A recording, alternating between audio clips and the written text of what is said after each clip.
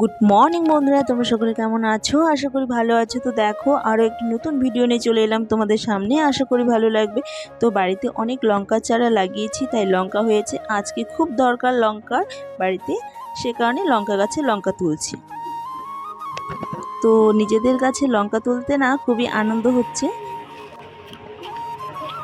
বাড়িতে আজকে লঙ্কা নেই, দেখো কতটা উপকার না। বাড়িতে গাছ লাগালে এই যে বাড়ির লঙ্কা ছিঁড়ে এখন রান্না করতে পারছি, নাহলে এই লঙ্কার জন্য বাজারে যেতে হতো, না হলে কারো বাড়ি থেকে নিয়ে আসতে হতো। দেখো কত লঙ্কা হয়েছে, অনেক কটা গাছ লাগিয়েছে। এই যে এই লঙ্কাটা আবার কালো কালো, খুব সুন্দর লঙ্কা হয়েছে। কিন্তু দেখো কতগুলো লঙ্কা তুলে ফেলেছি।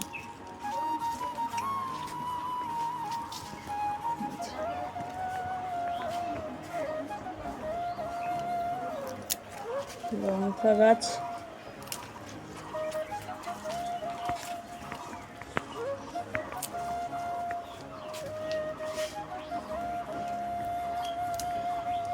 দেখো কতগুলো লঙ্কা, অনেক কটা লঙ্কা তুলে নিয়েছি। এই লঙ্কাগুলো দিয়ে এখন রান্না হবে, কারণ আজকে লঙ্কা নেই। তো আজকে হাটবার, বাজারে যেতে হবে, তখন লঙ্কা আনতে হবে, নাহলে কারো বাড়িতে গিয়ে লঙ্কা আনতে হবে। বাড়িতে যেহেতু আছে তাই বাড়ি থেকেই তুলে নিলাম, আর এই কটা দিয়েই হয়ে যাবে রান্না এখনকার মতো।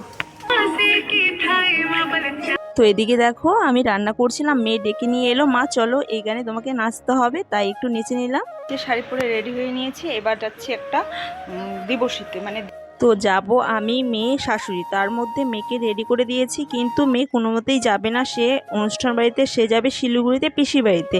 আমি বলছি আজকে যেতে হবে না, তোমার তো স্কুল ছুটি দিয়েছে, তুমি অন্যদিন ঠাম্মির সাথেই পিসি বাড়িতে যেও। কিন্তু তার জেদ, সে এখনই যাবে। আর এখন বাজে 6:30, এখন ও জেদ উঠেছে, ও শিলিগুড়ি যাবে, ওর পিসির বাড়ি শিলিগুড়ি। তো সেই কারণে যেতে দিব না দেখে প্রচণ্ড রাগ, কান্নাকাটি করছিল। তারপর আমি রেগে গিয়ে মেয়েকে কী করলাম, যে তোমাকে আর যেতে হবে না, আমি আর তোমার ঠাম্মি যাই। সে কারণে মেয়েকে রেখেই আমরা দুজন চলে যাচ্ছি। তো দেখো এদিকে জেদ, বায়না, এ সমস্ত ঝামেলা মেটাতে গিয়ে সন্ধ্যায় হয়ে গেছিলো প্রায়। তারপর তো এই যে দেখো কতটা লেট হয়ে গেছিলো। তো এই যে পৌঁছে গেছি দিবসী বাড়িতে, মানে দিদির শ্বশুর বাড়িতে। তো এই যে ইনি মানে দিদির শাশুড়ি, তো তিনি অসুস্থ ছিলেন, সে কারণেই আর কি 1 বছর হয়ে গেল তিনি চলে গেছেন পৃথিবী ছেড়ে। তো দিদির শ্বশুর রয়েছে, সে কারণেই একটু বেশি খারাপ লাগে, মানে খুব কষ্ট লাগে দেখে। তো দেখো 1 বছর কি করে হয়ে গেল, মনে হচ্ছিল সেদিনই তাদের বাড়ি থেকে সাধ্য খেয়ে এলাম। আর দেখো দেখতে দেখতে 1 বছর হয়ে গেছে।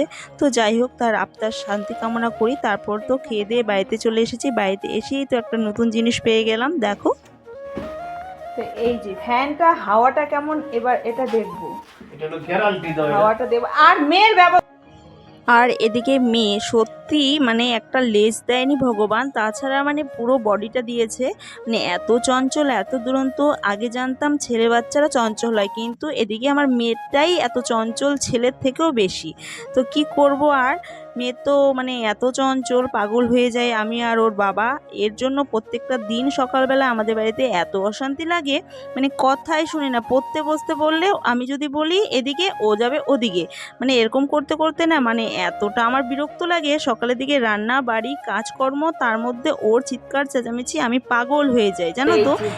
আর এটা হচ্ছে লো, এদিকে লো করা যাবে, এটা কি রে অফ, এটা হাই করা যাবে, আর এটা মিডিয়াম। তো ভালোই, যাই হোক, খুব সুন্দর হাওয়া। ছোট হলে কি হবে, খুব সুন্দর হাওয়া, কথাই রয়েছে ছোট জিনিসের বড় চাহিদা।